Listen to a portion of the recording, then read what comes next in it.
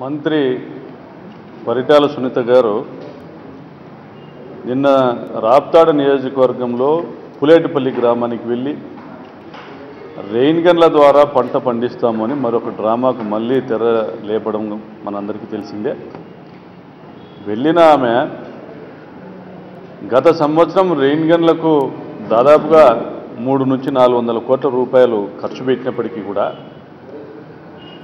చంద్రబాబు స్వయంగా వచ్చి rain గన్లు switch on చేసిన పొలంలోనే పంట పండలేదనేది కూడా మళ్ళీ పత్రికల్లో వచ్చినప్పటికీ కూడా రెయిన్ గన్ల సిస్టమ్ అనేది ఒక ఫార్సు, ఇది మోసపూరితము, బూటకం అని ప్రజలందరూ తెలుసుకున్నప్పటికీ కూడా మళ్ళీ ఇప్పుడు రెయిన్ గన్ల ద్వారా తడులు ఇస్తాము, ఉచితంగా రెయిన్ గన్ల ద్వారా తడులు ఇచ్చి రైతుల పంటలు కాపాడుతుంటే వాళ్ళకి దీని విలువ తెలియడం లేదు, వాళ్లకు బాధ్యత లేదు.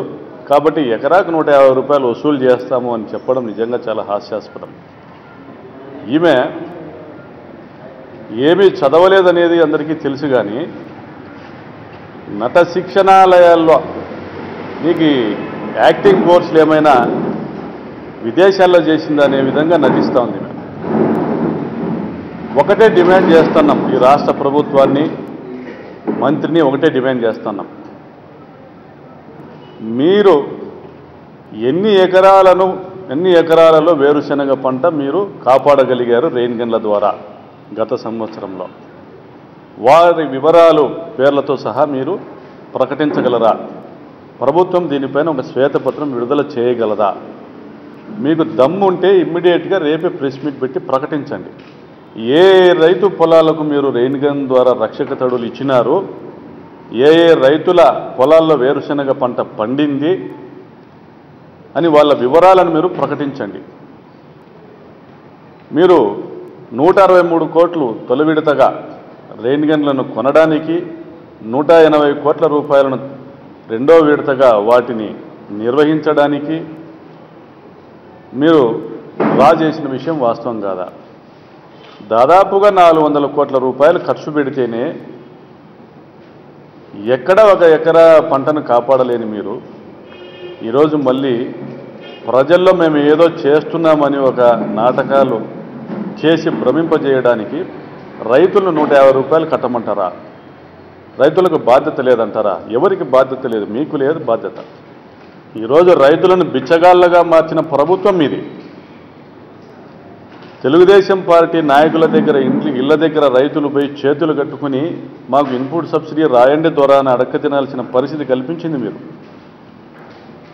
రాజశేఖర రెడ్డి గారు ఏదైతే హంద్రీ నీవా ద్వారా, పిఏబిఆర్ ద్వారా ఈ జిల్లాను సస్యశ్యామలం చేయాలని నిర్మించినారో, ఆ హంద్రీ నీవా నుండి దాదాపుగా 3,55,000 ఎకరాలకు మీరు నీళ్ళు ఇచ్చుంటే, పిఏబిఆర్ సిస్టమ్ నుండి తుంగభద్ర ప్రాజెక్ట్ హెచ్ఎల్సి సిస్టమ్ నుంచి 1.5 లక్షల ఎకరాలకు మీరు నీళ్ళు ఇచ్చుంటే ఈరోజు రైతులు యాచకులుగా మారి మీ వద్దకు వచ్చి ఇన్పుట్ సబ్సిడీలు పెట్టండి మహాదేవ అనేసి ఈరోజు 50,000 అర్జీలను మళ్ళీ మీరు ఏదైతే లిస్టు ప్రకటించినారో అవి కాకుండా 50,000 అర్జీలు మళ్ళీ ప్రభుత్వానికి ఇవ్వాల్సిన పరిస్థితి ఎందుకు వస్తుంది?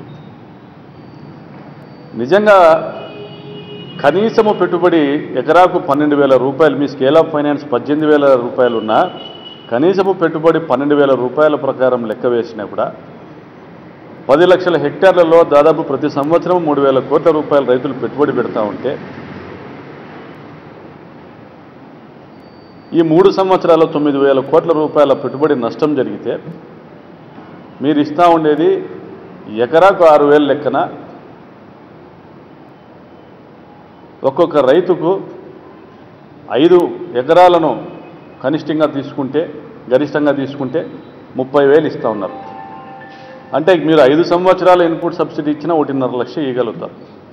అదే రైతుకు మీరు సంపూర్ణంగా ఈ తుంగభద్ర ప్రాజెక్టు ద్వారా కానీ, హంద్రీ నీవా ద్వారా కానీ, మీకు తెలిసిన పట్టిసీమ ద్వారా కానీ మీరు నీళ్ళు ఇవ్వగలిగితే ఈరోజు ఈ జిల్లాలోని దాదాపుగా 6 లక్షల ఎకరాలు మైనర్ ఇరిగేషన్ ద్వారా కానీ, మీడియం ఇరిగేషన్ ద్వారా కానీ, మేజర్ ఇరిగేషన్ ద్వారా కానీ సాగులోకి తీసుకుని రాగలిగినవి 6 లక్షల ఎకరాలు. ఈ 6 లక్షల ఎకరాల్లో కనీసం ఎకరాకు 50,000 రూపాయల పంటలు రైతులు పండించుకునే పరిస్థితి ఉంది ఈరోజు మా జిల్లాలో. అంటే ఒక రైతు సన్నకారు రైతు 5 ఎకరాల రైతు అన్నా కూడా సంవత్సరానికి 2,50,000 రూపాయల పంట పండించుకునే అవకాశం ఉంది. అంటే 5 సంవత్సరాల్లో 12.5 లక్షల రూపాయల పంటలు పండించుకునే అవకాశం ఉంది. మీరు ఇస్తా ఉన్న ఇన్పుట్ సబ్సిడీ 1.5 లక్ష, రైతుకు అయితా ఉన్న పెట్టుబడి 3 లక్షలు. అంటే అక్కడికి కూడా ప్రతి సంవత్సరం 1.5 లక్షల నష్టంతో రైతు ఆత్మహత్యలు చేసుకోవాల్సిన పరిస్థితి మీరు కల్పిస్తున్నారు. దీనికి అంతటికీ కారణం ఏమంటే ఈ 6 లక్షల ఎకరాలకు మీరు నీళ్ళు ఇవ్వకపోవడమే. మీరు తెచ్చిన 38 టీఎంసీల నీళ్లు చెబుతున్నారు ఏదైతే తెచ్చామని, వాటిని ఎక్కడికి ఇచ్చారు, ఏ రైతుకి ఇచ్చారు, ఎక్కడ పంటలు పెట్టుకున్నారు అనేదైనా కనీసం ప్రకటించండి. మీరు చెరువులకు నీళ్లు ఇచ్చాము, భూగర్భ జలాలు పెంచడానికంటూ అధికారులతో ప్రెస్ మీట్లు పెట్టిస్తారు, ప్రకటనలు చేయిస్తారు ఇంజనీరింగ్ అధికారులతో. ఆ చెరువు కింద ఎవరైనా రైతులు సాగు చేస్తే కేసులు పెడతామంటారు, పోలీసులు వచ్చి పహారా కాస్తారు. బోర్లలో సాగు చేసుకునే రైతులు పంట పండించుకుంటే అది మా పుణ్యమే కదా అంటారు. మీరు ఆడుతున్న డ్రామాకి ఇప్పటికైనా మీరు తెరదించండి. ఇప్పటికి 3.5 సంవత్సరం గడిచిపోయింది. ఈరోజు రైతాంగము రాష్ట్ర వ్యాప్తంగా అనంతపురం జిల్లా వైపు చూస్తూ ఉంది. ఈ జిల్లాకు ఇన్పుట్ సబ్సిడీ ఇచ్చామని మీరు చేసుకుంటున్న ప్రకటనలో కేవలం బూటకు ప్రకటనలు మాత్రమే. ఇప్పటికీ 50% మంది రైతులకు ఇన్పుట్ సబ్సిడీ లభించలే. మీరు ఇచ్చిన ఇన్పుట్ సబ్సిడీ కూడా మెజారిటీగా భూమి లేని వాళ్లకు తెలుగుదేశం పార్టీ కార్యకర్తలు అయితే వాళ్ళ అకౌంట్స్కి నేరుగా ఖాతా నంబర్లు మార్చి వాళ్ళ అకౌంట్లకు నేరుగా డబ్బులు జమ చేస్తున్నారు. దొంగ పాస్బుక్లు క్రియేట్ చేసి మళ్ళీ వాళ్ళకి డబ్బులు జమ చేస్తున్నారు. అర్హులైన రైతులకు మీరు ఇన్పుట్ సబ్సిడీ జమ చేయడం లే. దీన్ని అడిగితే పోలీసులతో కొట్టిస్తున్నారు, కేసులు పెట్టిస్తూ ఉన్నారు. అంతేకాకుండా లో ఉన్న 50,000 అర్జీల గురించి జిల్లా అధికారులు ఏం చెప్తారంటే 30వ తేదీ వరకు అర్జీలు తీసుకుంటాము, 30వ తేదీ పైన వీటిని పరిష్కరిస్తామంటారు. ఇంతవరకు ఏ అర్జీ కూడా, రైతులు ఇచ్చిన ఎటువంటి అర్జీ కూడా ఇన్పుట్ సబ్సిడీ గురించి మీరు పెట్టిన హెల్ప్ డెస్క్లో ఎక్కడ కూడా పరిష్కారం కాలేదు. మీరు కేవలం ఇన్పుట్ సబ్సిడీని మీ తెలుగుదేశం పార్టీ కార్యకర్తలకు మీ బంధువుల ఇళ్లల్లో కూర్చొని ఇన్పుట్ సబ్సిడీలు రాసి వాళ్ళకు లబ్ధి చేరేదానికి మాత్రమే మీరు ఉపయోగిస్తున్నారు. మేము ఒకటే డిమాండ్ చేస్తున్నాం, మీరు ఇన్పుట్ సబ్సిడీని ఎంతమంది రైతులకు ఇస్తున్నారు, ఎంతమంది రైతులకు ఇవ్వబోతున్నారు? మీరు చెప్తున్న 1033 కోట్ల రూపాయలలో 30,000 రూపాయలకి దామాషాగా 20,000 రూపాయలు 2.5 ఎకరా నుంచి 5 ఎకరాల పరిధి తీసుకుంటే 15,000 నుంచి 30,000 అంటే దామాషా 20,000 ప్రకారం వేసుకున్నా కూడా ఎన్ని లక్షల మందికి రైతులకు ఇవ్వగలుగుతారు? 5 లక్షల మంది రైతులకు మీకు ఇవ్వగలుగుతారు. ఈరోజు 9 లక్షల మంది రైతులు పంటలు నష్టపోయినామనేసి మీరే ప్రకటించినారు. 9 లక్షల మంది రైతులు పంటలు నష్టపోయినారని మీరే ప్రకటించినారు. ఇందులో మిగిలిన 4 లక్షల రైతులకు ఏ విధంగా మీరు న్యాయం చేయబోతున్నారు? రెండోది, రెయిన్ గన్స్ ద్వారా మీరు ఏ రైతుకు పంట పండించినారో, ఏ రైతు పంటను కాపాడగలిగినారో దానిని మీరు వెంటనే ప్రకటించాలి. ప్రకటించిన తర్వాతే రెయిన్ గన్ల పైన ముందుకు పోవాలి. లేదంటే రెయిన్ గన్లను రైతులకే అప్పచెప్పేసి రైతులనే వాళ్ళు ఉపయోగించుకోమనేసి కోరాలి.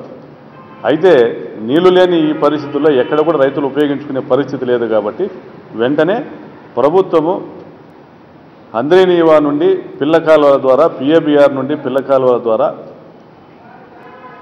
తుంగభద్ర హై లెవెల్ ప్రాజెక్ట్ నుండి ఈ జిల్లాకు రావాల్సిన 6 లక్షల ఎకరాలకు నీళ్లు తీసుకొచ్చేదానికి ప్రయత్నం చేయాలి.